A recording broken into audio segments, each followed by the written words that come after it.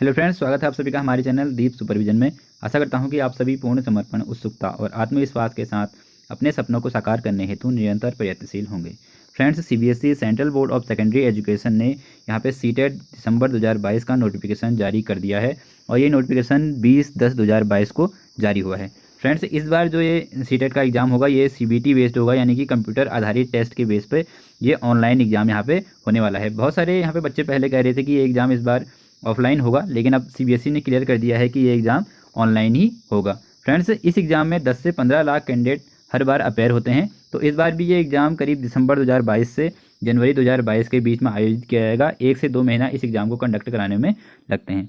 और यहाँ पे सीबीएसई ने यहाँ पे ऑफिशियल नोटिफिकेशन तो अभी जारी नहीं किया है, लेकिन एक चीज़ यहाँ पे कही गई है, जैसे कि जो आपका ऑफिशियल नोटिफिकेशन है जिसमें डिटेल जानकारी होती है, वो जो सीटेट की ऑफिशियल वेबसाइट है, जो CTET.nic.in, इसमें जल्दी ही जारी कर दिया जाएगा। और यहाँ पे जो ऑनलाइन आवेदन की प्रक्रिया है ये 31/10/2022 से यहाँ पे शुरू होगी। और यहाँ पे जो आवेदन जमा करने की अंतिम तिथि है, ये अंतिम तिथि 24/11/2022 तक होगी। और यहाँ पे जो आपका फीस जमा करने की लास्ट डेट है वो 25/11/2022 तक होगी। तो फ्रेंड्स, 31 अक्टूबर 2022 से 24 नवंबर 2022 तक जो आपका सीटेट का फॉर्म है वो फॉर्म आप भर सकते हैं। और फ्रेंड्स, अब मैं यहाँ पे बात करूँ आवेदन शुल्क या एप्लीकेशन फ़ीस की, तो यहाँ पे सामान्य और ओबीसी जो कैंडिडेट हैं, अगर वो पेपर 1 या फिर पेपर 2 दोनों में से कोई एक पेपर देना चाहते हैं तो उनको 1000 रुपये यहाँ पे फ़ीस देनी पड़ेगी। और अगर आप दोनों पेपर देने देते हैं, पेपर 1 और पेपर 2, तो उनको 1200 रुपये यहाँ पे फ़ीस देनी पड़ती है। अगर मैं SC ST या फिर विकलांग कैंडिडेट की यहाँ पे बात करूँ तो उनको पेपर 1 या फिर पेपर 2 दोनों में से अगर कोई एक पेपर देते हैं तो उनको 500 रुपये यहाँ पे फीस देनी पड़ती है। अगर वो दोनों पेपर देते हैं, पेपर 1 और पेपर 2, तो उनको 600 रुपये यहाँ पे फीस देनी पड़ती है। फ्रेंड्स, यहाँ पे पेपर 1 प्राथमिक के लिए होता है, जो प्राथमिक टीचर बनते हैं उनकी एलिजिबिलिटी के लिए यहाँ पे पेपर 1 उनको क्वालिफाई करना पड़ता है। जो बेसिक के टीचर बनते हैं 6 से 10 तक के टीचर, तो उनको यहाँ पे पेपर 2 यहाँ पे क्वालिफाई करना पड़ता है। तो आप होप्स आप समझ गए होंगे कि पेपर 1 और पेपर 2 क्या है।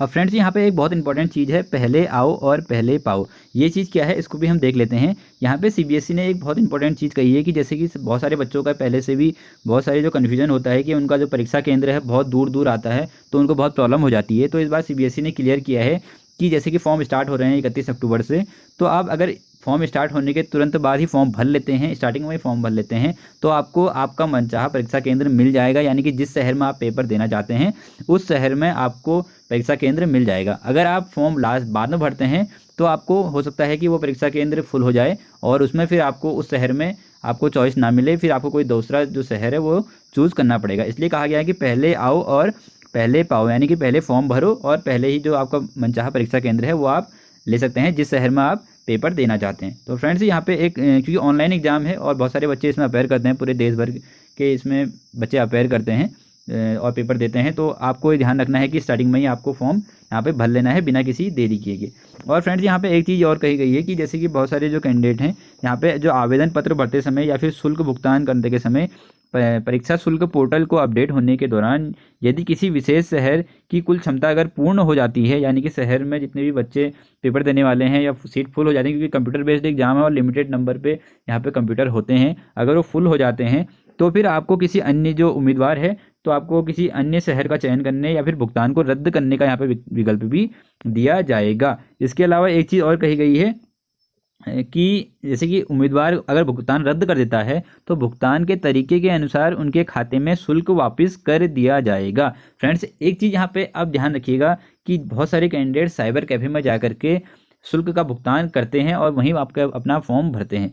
तो एक चीज़ आपको यहाँ पे ध्यान रख लेनी है कि जिस खाते से आप शुल्क का भुगतान कर रहे हैं, अगर आप आवेदन जो पत्र है निरस्त करते हैं किसी भी रीजन की वजह से, तो आपका जो शुल्क है वो उसी खाते में वापस आएगा।